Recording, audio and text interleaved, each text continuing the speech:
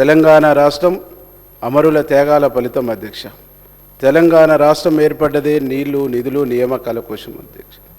ఇట్లాంటి ఆకాంక్షను అమ్మ సోనియమ్మ తెలంగాణ ప్రజల ఆకాంక్షలను నెరవేర్చి 16,000 కోట్ల నికర బడ్జెట్తో తెలంగాణ రాష్ట్రానికి జీవం పోచింది అధ్యక్ష.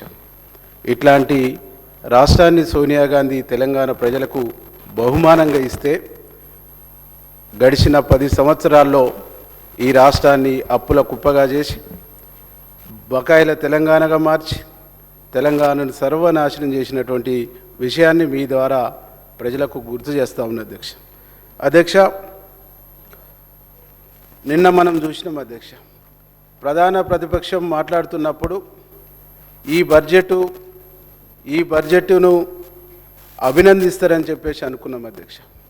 కానీ తెలంగాణ రాష్ట్రం ఏర్పడిన తర్వాత 16,000 కోట్ల ఆదాయంతో ఈ రాష్ట్రాన్ని సోనియా గాంధీ గారు అందిస్తే అప్పులగా కుప్పగా ఈ రాష్ట్రాన్ని మార్చినటువంటి వాళ్ళు మా ఉప ముఖ్యమంత్రి గారు ప్రవేశపెట్టినటువంటి 4 బడ్జెట్ పత్రాలను చూపిస్తూ ఈ తెలంగాణ రాష్ట్ర ప్రజల్ని తప్పుదోవ పట్టించేటువంటి ఒక ప్రయత్నం చేశారు అధ్యక్ష.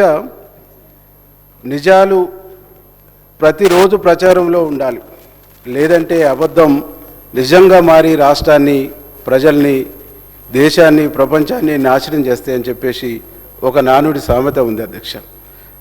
జనరల్గా వాడుకంలో మనం వాడే నానుడి ఇది.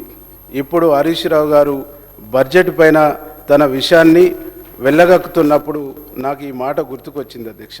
అందుకే ఇప్పుడు నిజాలు చెప్పాలనుకుంటున్నా అధ్యక్ష.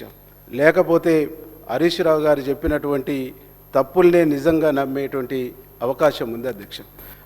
మీకు ఒక చిన్న మీ అనుమతితోని ఒకటి చెప్తున్నా అధ్యక్ష. గత ప్రభుత్వంలో 10 బడ్జెట్లు ప్రవేశపెట్టారు అధ్యక్ష.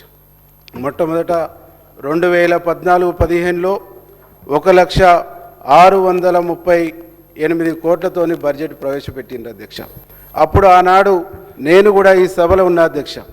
జానారెడ్డి గారు అక్కడ కూర్చొని ఈ బడ్జెట్లో కనీసం 70% కూడా మీరు ఖర్చు చేయలేరు, మీరు పెట్టినటువంటి బడ్జెట్ వాస్తవికకు దూరంగా ఉందని చెప్పేసి ఆనాడు మాట్లాడితే మేము చేసి చూపిస్తామన్నారు అధ్యక్ష.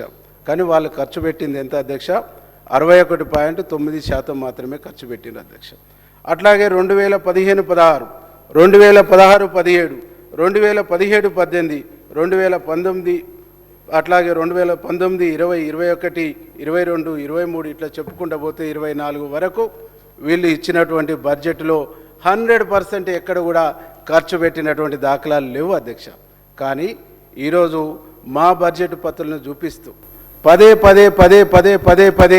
అబద్ధం చెప్పడం ద్వారా ఈ సభను తప్పుదోవ పట్టించేటువంటి ఒక ప్రయత్నం చేశారు అధ్యక్ష.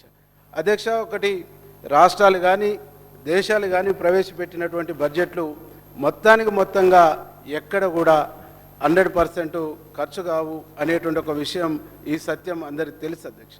సత్యం తెలిసి కూడా, వాస్తవం తెలిసి కూడా గతంలో ఆర్థిక శాఖ మంత్రిగా చేసినటువంటి అనుభవం ఉన్నటువంటి వ్యక్తి ఇలా సభను తప్పుదోవ పట్టించడం సరికాదు అని చెప్పేసి ఈ సందర్భంగా నేను గుర్తు చేస్తా ఉన్నాను అధ్యక్ష.